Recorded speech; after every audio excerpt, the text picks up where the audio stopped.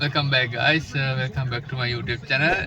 Today I have Range Rover. So I'm going to show you the cool features of this Range Rover. So in his display have the display split button. So it means the display can divide into two, for the one side for the driver and one side for the passenger. So here you can see this is the display, and here you can see this button.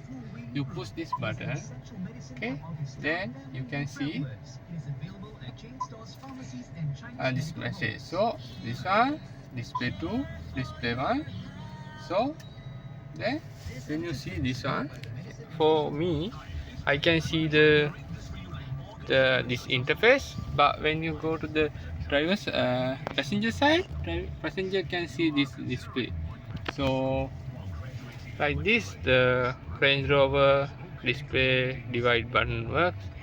So we can divide the display into two, so like this.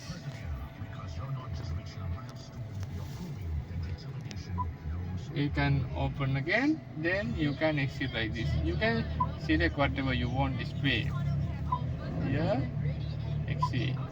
This feature is very valuable for the driver. Like this, if driver driving the vehicle, he can see the navigation. So if a passenger wants to see a video, so passenger can watch the video while driving. So both passenger and driver can see what they want.